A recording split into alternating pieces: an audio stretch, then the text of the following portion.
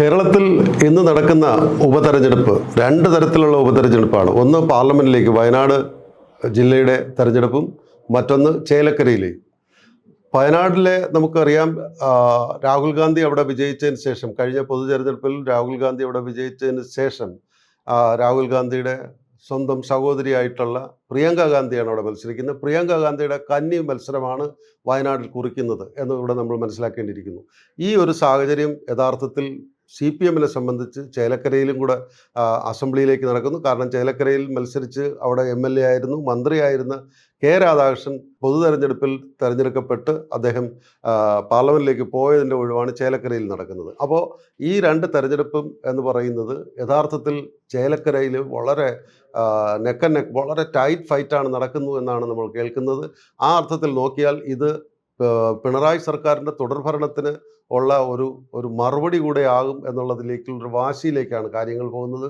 യഥാർത്ഥത്തിൽ CPM-നും LDF-നും നിർണായകമാണ് ചേലക്കരയിലുള്ള വിധി. അതേസമയം വയനാട്ടിലാണെന്നുണ്ടെങ്കിൽ നമുക്കറിയാം പ്രിയങ്ക ഗാന്ധിയുടെ വിജയം സുനിശ്ചിതമാണ് എന്നുള്ളതാണ്. വയനാട്ടിൽ ജില്ലയിലുള്ള നടക്കുന്ന പാർലമെൻറ്റിൻ്റെ ഉപതെരഞ്ഞെടുപ്പ്. അവിടെ സത്യൻ മുഖേരി, CPI-യുടെ ഏറ്റവും നല്ല ഒരു സ്ഥാനാർത്ഥിയാണ് സത്യൻ മുഖേരി. അദ്ദേഹത്തിന് എത്രത്തോളം വോട്ട് സമാഹരിക്കാൻ കഴിയും എന്നുള്ളത് കൂടെ അതിനകത്ത് നിർണ്ണയിക്കുന്ന ഒരു സംഭവമാണ്. എങ്കിൽ പോലും പ്രിയങ്ക ഗാന്ധിക്കുള്ള അക്സെപ്റ്റൻസ്, അവർക്ക് കിട്ടിയിരിക്കുന്ന സ്വീകാര്യത, അത് രാഹുൽ ഗാന്ധിക്ക് കിട്ടിയതിനേക്കാൾ കൂടുതൽ സ്വീകാര്യത പ്രിയങ്ക ഗാന്ധിക്ക് കിട്ടും എന്നുള്ളത് തന്നെയാണ് പൊതുവെ ഉള്ളൊരു അഭിപ്രായവും പൊതുവെ നമുക്ക് കിട്ടുന്ന ഒരു പ്രകൃതിയാ കിട്ടുന്ന ഒരു വൈബ് അങ്ങനെയാണ്. ആ രീതിയിൽ തന്നെ നമുക്ക് നോക്കുമ്പോൾ പ്രിയങ്ക ഗാന്ധിയുടെ വിജയം അനായാസമായിരിക്കും എന്നുള്ളത് ഉറപ്പാണ്.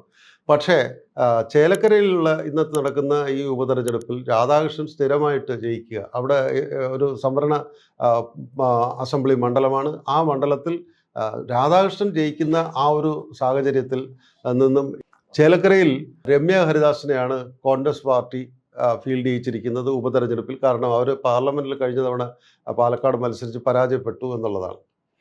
അതുകൊണ്ട് തന്നെ അവരുടെ കമ്മ്യൂണിറ്റി സമവാക്യങ്ങൾ നമ്മൾ നോക്കുമ്പോൾ K. രാധാകൃഷ്ണന് പകരം മറ്റൊരാൾക്ക് അവിടെ എടുക്കാൻ പറ്റുമെങ്കിൽ അത് രമ്യ ഹരിദാസിന് അത്തരം വോട്ട് ലഭിക്കും എന്നുള്ളതാണ് പറയുന്നത്. അവിടെ പ്രചരണത്തിന് യഥാർത്ഥത്തിൽ 2 or 3 തവണ മുഖ്യമന്ത്രി ശ്രീ പിണറായി വിജയൻ അവിടെ പോയിരുന്നു.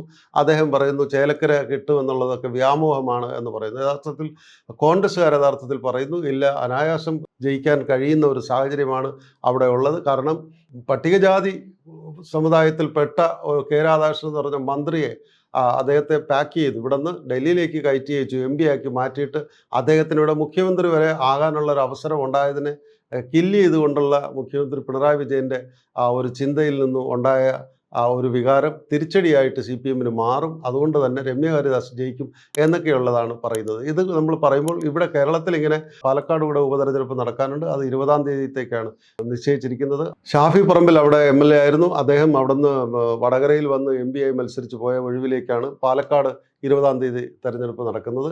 അവിടെ രാഹുൽ മാങ്കൂട്ടത്തിലാണ് കോൺഗ്രസിന് വേണ്ടി ഫീൽഡ് ചെയ്യപ്പെട്ടിരിക്കുന്നത്.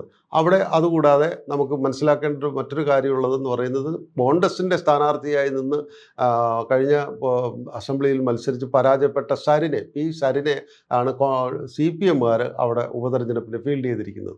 അത്തരത്തിൽ അതൊരു വലിയ വിവാദമായി മാറിയിരിക്കുകയാണ്. കാരണം കോൺഗ്രസിൽ നിന്നും സീറ്റ് നിഷേധിച്ചത് കൊണ്ട് പോയ ഉടനെ പാർലമെൻറ്റ് അസംബ്ലിയിലേക്ക് CPM സരിനെ ഫീൽഡ് ചെയ്തത് അവിടെ പാർട്ടിക്കകത്ത് പാലക്കാട് ജില്ലാ ഘടകത്തിൽ തന്നെ അങ്ങോട്ടും ഇങ്ങോട്ടും തർക്കങ്ങളുണ്ട്. അവിടെ സരിന് അവിടെ ജയിക്കണമെന്ന് ഉള്ള താല്പര്യമില്ലാത്തത് കൊണ്ടാണ് കോൺഗ്രസ് CPM യഥാർത്ഥത്തിൽ സരിനെ ഫീൽഡ് ചെയ്തതെന്നും അവിടെ ശക്തമായ സ്ഥാനാർത്ഥികൾ CPM-ന് ഉണ്ടായിട്ടും സരിനെ കൊണ്ടുവന്നത് BJP-ക്ക് ജയിക്കാൻ അവസരം ഉണ്ടാക്കുക എന്നുള്ള പ്രത്യേക ഡീലുകളുടെ അടിസ്ഥാനത്തിലാണ് എന്നൊക്കെയുള്ള ആക്ഷേപങ്ങളൊക്കെ നിലനിൽക്കുന്നുണ്ട്. എന്ത് പറഞ്ഞാലും കേരളത്തിൽ നടക്കുന്ന ഈ 3 ഉപതെരഞ്ഞെടുപ്പിൽ പ്രത്യേകിച്ച് പാലക്കാടും ചേലക്കരയിലും CPM-നെ സംബന്ധിച്ച് നിർണായകമാണ്. കാരണം ഈ 2 സീറ്റും UDF-ഉം കോൺഗ്രസും പിടിച്ചെടുത്താൽ പിന്നെ അത് പിണറായിയുടെ ഭരണത്തിനുള്ള ഒരു ദുഷ്പേരായിട്ട് അത് മാറും എന്നുള്ളതാണ് പൊതുവെ കണക്കാക്കുന്നത്. വയനാട് നമുക്കറിയാം, വയനാട് ഏകപക്ഷീയമായിട്ട് പ്രിയങ്ക ഗാന്ധി ജയിക്കും എന്നുള്ളത് തന്നെയാണ്. ഇതിനൊപ്പം നമുക്ക് ദേശീയ തലത്തിൽ നോക്കുമ്പോൾ ജാർഖണ്ഡിലും ബീഹാറിലും അവിടെ തെരഞ്ഞെടുപ്പ് നടക്കും, അസംബ്ലി തെരഞ്ഞെടുപ്പ് നടക്കുന്നുണ്ട്. ജാർഖണ്ഡിൽ ഇപ്പോൾ ഉള്ള കോൺഗ്രസിൻ്റെ സഖ്യത്തിൽപ്പെട്ടിരിക്കുന്ന സോറനും മറ്റുമൊക്കെയാണ് അവിടെ മത്സരിക്കുന്നത്. അവർക്ക് നിർണായകമാണ്. കാരണം പാർലമെൻറ്റ് തെരഞ്ഞെടുപ്പിൽ, ഈ കഴിഞ്ഞ പാർലമെൻറ്റ് തെരഞ്ഞെടുപ്പിൽ BJPക്ക് 2ാം തവണ പ്രധാനമന്ത്രിയായി വന്ന മോഡിക്ക് ഒരു സെറ്റ് ബാക്ക് എന്നുള്ള നിലയ്ക്കാണ് 3ാം തവണ കിട്ടിയിരിക്കുന്നത്. കാരണം 2ാം തവണ മൃഗീയ ഭൂരിപക്ഷത്തോടുകൂടി ജയിച്ചു നിന്ന NDA സഖ്യത്തിന് യഥാർത്ഥത്തിൽ 70-ലധികം സീറ്റുകൾ കുറഞ്ഞിരുന്നു എന്നുള്ളതാണ് ഈ 3ാം തവണ തെരഞ്ഞെടുക്കപ്പെട്ട പ്രധാനമന്ത്രിക്ക്. പക്ഷേ ആ ഒരു സാഹചര്യത്തിൽ ഇനി ജാർഖണ്ഡിൽ കോൺഗ്രസ് തന്നെ വിജയിച്ചില്ലെങ്കിൽ കോൺഗ്രസിൻ്റെ ജീവൻ മരണ പോരാട്ടമാണ്. കാരണം അത് അവിടെ എങ്ങാനും പരാജയപ്പെട്ടാൽ, കോൺഗ്രസിൻ്റെ സഖ്യവും പരാജയപ്പെട്ടാൽ, ഇന്ത്യ സഖ്യം പരാജയപ്പെട്ടാൽ ഉണ്ടാകുന്ന സംഭവം എന്ന് പറയുന്നത് മോഡി സർക്കാരിന് വീണ്ടും അംഗീകാരം കൂടുന്നു എന്നുള്ളതിലേക്കുള്ള വ്യാഖ്യാനങ്ങളിലേക്ക് കാര്യങ്ങൾ മാറുമെന്നുള്ളതാണ്.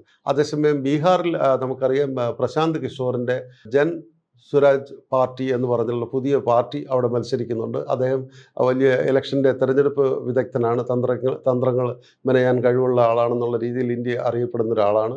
അദ്ദേഹം കൂടെ മത്സരിക്കുന്നത് കോൺഗ്രസ്സിന് ഒരു സെറ്റ് ബാക്ക് ഉണ്ടാകുമോ എന്നുള്ളൊരു ആശങ്ക കൂടെ പറയുന്നുണ്ട്. കോൺഗ്രസ്സിന് പ്രശാന്ത് കിഷോർ പിടിക്കുന്ന വോട്ട് യഥാർത്ഥത്തിൽ അത് കോൺഗ്രസ്സിനും ഇന്ത്യ മുന്നണിക്കും എതിരെ ആയിരിക്കും എന്നുള്ള ഒരു ആശങ്ക കോൺഗ്രസ്സിലും മൊത്തത്തിൽ രാഷ്ട്രീയ നിരീക്ഷകരും എല്ലാം പറയുന്നുണ്ട്.